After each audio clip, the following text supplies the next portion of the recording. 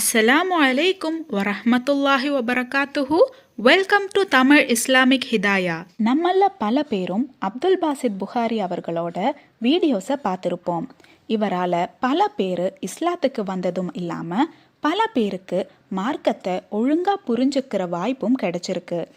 இப்போ இவரோட ஒரு வீடியோ தீயா பரவிட்டு இருக்கு. இவர் திருச்சியில் பண மோசடிக்காக கைது செய்யப்பட்டிருக்காருன்னும் ஒரு பெண்ணை இந்த விஷயத்துல ஏமாத்தியிருக்காருன்னும் ஹவாலா மோசடி செய்வதற்காக இப்போ திருச்சியில் இருப்பதாகவும் சொல்லி இவங்களை கைது செஞ்சிருக்காங்கன்னு பல பேரும் இந்த வீடியோவை பகிர்ந்து வரீங்க. நேத்து தான் அப்துல் பாசித் புகாரி அவங்கள கைது செஞ்சிருக்காங்க. ஆனா இன்வெஸ்டிகேஷன் இன்னும் முடியல. இதோட உண்மைத்தன்மை நிலை தெரியாம நீங்க இதை ஷேர் பண்ற காரணத்தினால இதுல உங்களுக்கு தான் ஆபத்து. ஒருத்தர் மேலே அவதூறு சுமத்தி அவங்கள பற்றி தெரியாமல் பேசுறது ரொம்பவே பாவத்துக்குரிய செயல். இன்னும் இன்வெஸ்டிகேஷனே முடியாத நிலையில் இந்த வீடியோவை யாரும் நம்ப வேண்டான்னு தான் நான் சொல்லுவேன்.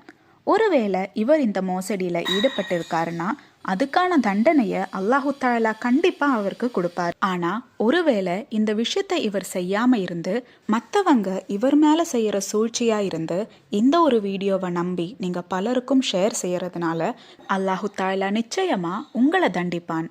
ஏன்னா மற்றவங்க மேலே அவதூறு பரப்புறது ரொம்பவே பாவத்துக்குரிய செயல். இன்ஷா அல்லாஹ் இந்த வீடியோவை பார்த்து கடந்து போயிடாதீங்க. தவறான தகவல்களை ஷேர் செய்கிறதுனால உங்கள் நண்பர்களுக்கும் குடும்பத்தினர்களுக்கும் அல்லாவின் கோபத்துக்கும் தண்டனைகளுக்கும் ஆளாகாமல் இருக்க இந்த வீடியோவை அவங்களுக்கு ஷேர் பண்ணுங்க. நீங்கள் செய்கிற ஒரு ஷேர் ஒருவரை தவறு செய்வதிலிருந்து காப்பாற்றப்படலாம்.